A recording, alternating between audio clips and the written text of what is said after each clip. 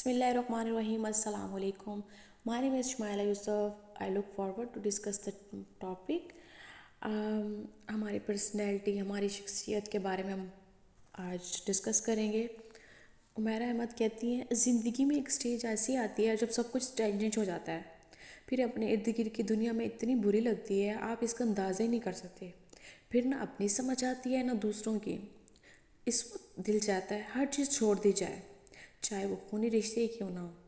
آپ دن میں ایسے کتنے لوگوں کے ساتھ وقت گزارتے ہیں جن کی گفتگو آپ کے مزاج سے ہٹ کر ہوتی ہے، جو اپنی بات شروع کرتے ہیں رکنے کا نام تک نہیں لیتے.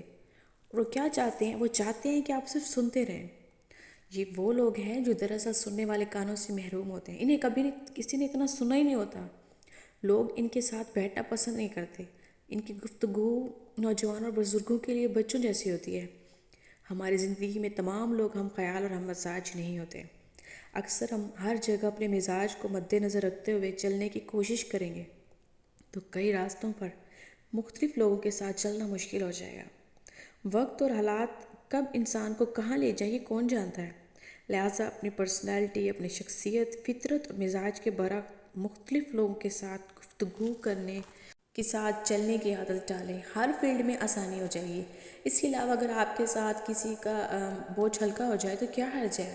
البتہ ان لوگوں سے ہمیشہ محتاط رہیں جو اپنی فرسٹریشن یا منفی سوچ آپ میں منتقل کرنے کی کوشش کرتے ہیں. You have the power to protect your peace. اب ایک خود کو ذہنی طور پر کیسے مضبوط کیا جا سکتا ہے؟ اپنے جذبات کے ماسٹر بنیں، ان پر قابو پائیں.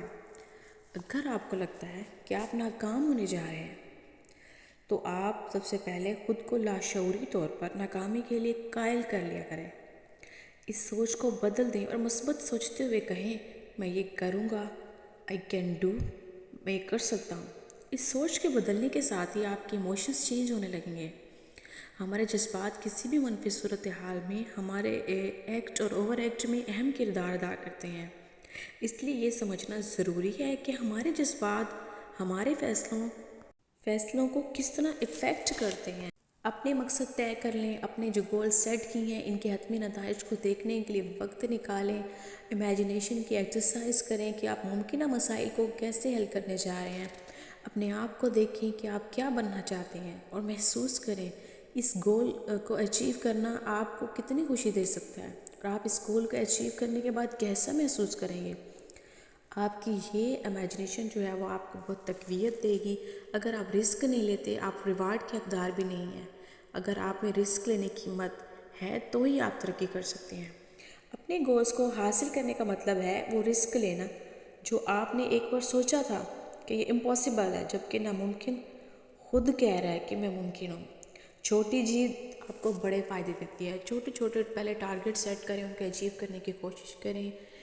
یہی وہ چیز ہے جو آپ کو کامیابی کی طرف آگے بڑھنے میں مدد دے گی.